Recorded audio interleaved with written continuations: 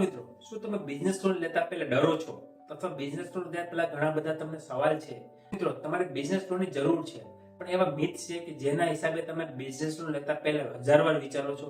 તો જે કે તમને ડાઉટ છે એનું સોલ્યુશન હું કરીશ આ વિડીયોમાં. પહેલો ઘણો સવાલ છે કે બિઝનેસ લોન મોટા લોકોને જ મળે છે. એ વાત ખોટી છે. બિઝનેસ લોન તમારા બિઝનેસને આધારે મળતી હોય છે. બિઝનેસ નાનો હોય, મીડિયમ હોય કે મોટો હોય, તેને અનુરૂપ બિઝનેસ લોન મળતી હોય છે. નાના બિઝનેસ વાળાને મીડિયમ બિઝનેસ લોન મળતી હોય છે, મોટાને મોટી લોન મળતી હોય છે. બીજો સવાલ છે કે પરફેક્ટ ક્રેડિટ સ્કોર હોય તો જ બિઝનેસ લોન મળે છે? બિલકુલ નહીં મિત્રો. ઘણી વખત એવું થતું હોય છે કે ક્રેડિટ સ્કોર સારો હોય ને તો તમને વધારે લેન્ડર મળે છે, મતલબ કે તમને ઓપ્શન્સ વધારે મળે છે. પણ જે લોકોનો ક્રેડિટ સ્કોર નથી, ખરાબ ક્રેડિટ સ્કોરની વાત નથી કરતો, ખરાબ ક્રેડિટ સ્કોર છે તો નથી જ મળવાની. ઘણા લોકોનો સિબિલ જ ના હોય અથવા પહેલી વાર લોન લેતા હોય, તો એવા લોકો માટે અમુક જ લેન્ડર છે કે જે તમને લોન આપી શકે છે. પણ એ તમારા ડોક્યુમેન્ટ અને બેંક સ્ટેટમેન્ટના ટ્રાન્ઝેક્શનના આધારે આપી શકે છે. નહીં કે તમે કોઈ ડોક્યુમેન્ટ્સ ના હોય, બિઝનેસ પ્રૂફ ના હોય, કંઈ ટ્રાન્ઝેક્શન ના હોય, તો એવા કેસીસમાં મળવું અઘરું છે. જો તમારી પાસે બિઝનેસ પ્રૂફ જૂનું હોય, બેંકમાં ટર્નઓવર સારું હોય ને, તો તમે અરજી કરી શકો છો. ત્રીજું મિથ છે કે બિઝનેસ લોનમાં રેટ સૌથી વધારે હોય છે. નહીં મિત્રો, એ ડિપેન્ડ કરે છે તમારી પ્રોફાઇલ કેવી છે. જો તમારી પ્રોફાઇલ હાઈ રિસ્કમાં હોય, મતલબ કે રિસ્કી પ્રોફાઇલ હોય, તો એમાં રેટ ઓફ ઇન્ટરેસ્ટ વધારે હોય. પછી રેગ્યુલર બિઝનેસ કે નોર્મલ પ્રોફાઇલ હોય, તો એમાં રેટ ઓફ ઇન્ટરેસ્ટ નોર્મલ હોય છે. એવું જરૂરી નથી કે બધામાં રેટ ઓફ ઇન્ટરેસ્ટ વધારે હોય છે. ચોથું મિથ છે કે બિઝનેસ લોન લેવા માટે બહુ બધો ટાઈમ લાગે છે. નહીં મિત્રો, બિઝનેસ લોન હવે આજકાલ એવી ઘણી બધી એનબીએફસી કંપની છે, ફિનટેક પ્લેટફોર્મ છે, જે ડિજિટલ આવી ગયું છે, જેના આધારે તમને બિઝનેસ લોન, જે તમારે પહેલા અઠવાડિયું લાગતું હતું, એ તમારે અત્યારે બિઝનેસ લોન 3 દિવસની અંદર તમારા ખાતામાં પૈસા આવી શકે છે. અને લોન થશે કે નહીં થશે એ પણ તમને 24 કલાકની અંદર ખબર પડી જાય છે. તો આજકાલ એવા ઘણા બધા પ્લેટફોર્મ પણ છે. અને જો તમારે બિઝનેસ લોન અરજી કરવી હોય તો લિંક ડિસ્ક્રિપ્શનમાં આપેલી છે, ત્યાંથી તમે અરજી કરી શકો છો.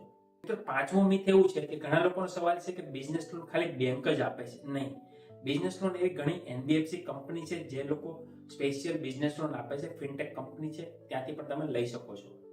બેન્કિંગમાં જશો ત્યાં તમારી પાસે વધારે ડોક્યુમેન્ટ લેતા હોય છે, રેટ ઓફ ઇન્ટરેસ્ટ નોર્મલ આવતો હોય છે. પણ જે આ એનબીએફસી કંપની છે, ફિનટેક પ્લેટફોર્મ છે, ત્યાં તમે મિનિમમ ડોક્યુમેન્ટ ઉપર લોન લઈ શકો છો. પણ એમાં રેટ ઓફ ઇન્ટરેસ્ટ અને લોન એમાઉન્ટ વેરી હોઈ શકે છે. ઘણા લોકોનો મિથ એવો છે કે બિઝનેસ લોન પહેલા બંધ કરીએ તો ચાર્જ લાગે છે. ના, એવું બધી જ કંપનીમાં જરૂરી નથી. કે આજકાલ જે એપ્રુવલ આવે છે ને, તેમાં તમને પહેલેથી જ કન્ડિશન આવે છે કે તમે ફોરક્લોઝર અથવા પ્રી ક્લોઝર કરી શકો છો વિધાઉટ એની ચાર્જિસ. અથવા કોઈ બેંકમાં નિયમ હોય છે કે તમે વર્ષની અંદર બંધ કરો તો 4%, 1 થી 2 વર્ષની અંદર બંધ કરો તો 3%, અને 2 વર્ષ પછી તમે બંધ કરો તો 2% પેનલ્ટી લાગે છે. પેનલ્ટી મતલબ કે જે તમારી આઉટસ્ટેન્ડિંગ રકમ હોય, બાકી રકમ હોય, એના પર ચાર્જિસ લાગતો હોય છે. આજકાલ એવી ઘણી બધી કંપની છે કે તમને એપ્રુવલ આપે છે ને ત્યારે જ કન્ડિશન આવે છે કે પ્રી ક્લોઝર કે પ્રી પેમેન્ટ ચાર્જ નથી લેતા. એવામાં કોઈ પણ ચાર્જ લાગતો નથી. સાતમું એવું છે કે ઘણા લોકોને સવાલ છે કે બિઝનેસ લોન લેવા માટે કોલેટર આપવું પડતું હોય છે. કોલેટર મતલબ કોઈ પણ પ્રકારની પ્રોપર્ટી કે કોઈ પણ પ્રકારની સિક્યુરિટી. નહીં મિત્રો, આજકાલ એક ફિનટેક કંપની, એનબીએફસી કંપની છે જે તમારા ડોક્યુમેન્ટ અને ક્રેડિટ સ્કોરના આધારે આપતી હોય છે, જેમાં કોઈ પણ પ્રકારનું કોલેટર લેવામાં નથી આવતી. અને ઉલટાનું તમારી પાસે ઓછા ડોક્યુમેન્ટ પર લોન પણ આપે છે. ઘણા લોકો રિટર્ન ભૂલી ગયા હોય, પોતાનું મકાન ના હોય, તો પણ તમે લોન લઈ શકો છો.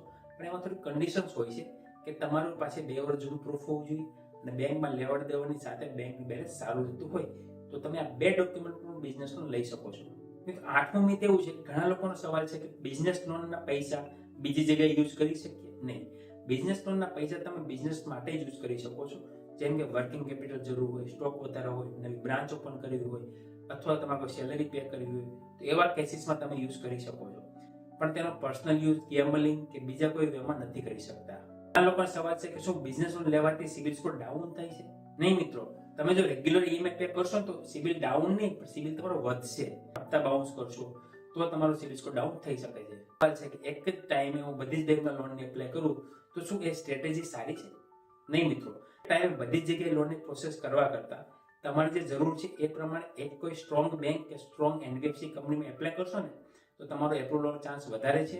ફોકસ કરો કે એક જ જગ્યાએથી તમારી લોન એપ્રુવ થાય અને સારી અમાઉન્ટ પર એપ્રુવ થાય, જે તમારી જરૂરિયાત છે તે ફૂલફિલ થઈ શકે. તો મિત્રો, આ હતી બિઝનેસ લોનના ઘણા મિથ કે જેના આધારે ઘણા લોકો બિઝનેસ લોન લેતા પહેલા ડરે છે અથવા તેને કન્ફ્યુઝન હોય છે. તો જો તમારું કન્ફ્યુઝન ક્લિયર થઈ ગયું હોય તો સારું, અને ના થયું હોય તો કોમેન્ટ કરજો, તેનો રિપ્લાય જરૂર આપીશું. પણ મિત્રો વિડીયો સારો લાગ્યો હોય તો શેર જરૂર કરજો અને આવી જ માહિતી માટે અમારી ચેનલ ફોલો જરૂર કરજો. મળીએ નવા વિડીયોમાં નવા ટોપિક સાથે. ત્યાં સુધી ધન્યવાદ. જય હિન્દ, જય ભારત.